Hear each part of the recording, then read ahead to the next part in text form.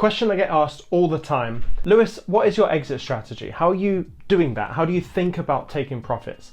And I think I'm going to get into that into this video and my unique perspective on how I think people should do it. It's not necessarily how I'm doing it. And I'll also give a bit of justification as to why I'm doing what I'm doing and the strategies around my own exit strategy. If you get value from this, please consider sharing it with someone, hit like, hit subscribe.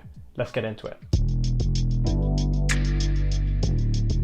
Now, this question most recently was asked by someone in the 1% Mastermind, which launched yesterday, and we've got so many people in there. It's just so exciting to see this community of people thinking about the future and what they're going to do with their assets down the line. But I was asked about my strategy for exiting out of XRP and really digital assets and cryptocurrency in general. And I think lots of people like to take what I say out of context, and sometimes maybe I'm not as clear as I need to be. But I think my exit strategy and my mentality at looking at this is really level-headed, and I think you'll think the same. I think it's best to lay out all of the different scenarios that you see happening in the world. So let's say the Great Reset is one of those scenarios. Let's say XRP as a world reserve currency. Let's say we don't even see a utility run in this next bull run, right?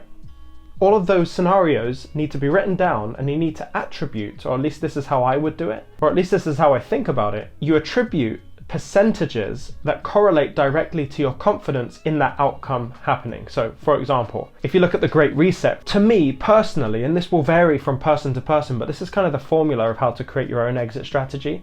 For me personally, when I look at the Great Reset, out of all the outcomes, I look at the Great Reset as being like a 2, 3, 4, 5% chance of happening. And so my confidence is directly correlated to that worldview. I think, well, my confidence is that I have like a 3% confidence in the Great Reset happening. And so when you look at that confidence, you say, well, I want to hedge for both sides, but I need to weigh it according to my confidence.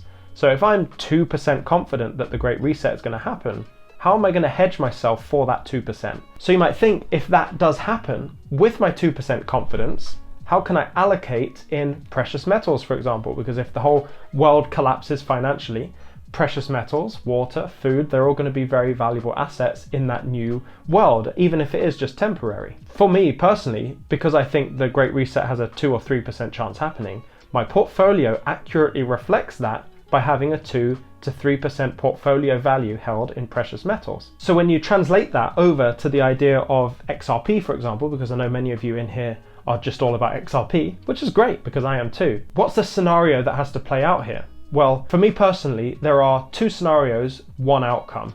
That 1 outcome at the end is that XRP is used for its full utility value, and it is doing its thing in the new financial system, and it's at a price wherever it needs to be in order to do that job. But when we're talking about taking profits sooner rather than later, the big question that we have is, are we just going to participate in the speculation bull run, which is what we've seen 100% of the time in the past, or are we going to start the utility run from now on? So how much confidence do you put into either one of those sides? Let's just say it's 50-50. I don't know whether it's going to be speculation from here on out or it's going to be utility from here on out. So if my confidence is 50-50, I'm going to take 50% profits because 50% of my XRP needs to be taken out as a hedge for that specific outcome. If I was 100% confident, if I was 90% confident that we're going to move into utility, I'm only 10% confident that we're just going to continue to see speculation, you want to take 10% profits, right? At certain price targets. Now, we're not getting into price targets on this video. Again, we can get into that in another video, my completely reasonable, rational thoughts that people think I don't have. I can get into all of those and kind of get into an accumulation strategy for you now that we're seeing these nice low prices again. Even though this isn't a long video, I just wanted to kind of get it across that taking profits is absolutely the right thing to do, but calculating that can be hard. How I would calculate it and how I kind of do calculate it is my confidence on specific outcomes happening. Now, I mentioned that I will talk about exactly what I'm doing. I'll let you know it's kind of not so relevant to this strategy because there are extra layers to it that I've implemented, but I'm not taking profits on my XRP. That's pure and simple. I don't mind holding on to that forever, but I am taking profits in the next speculation bull run. I would imagine the percentage chance of a speculation bull run happening are greater than a utility bull run happening in this next bull run. That's just my worldview.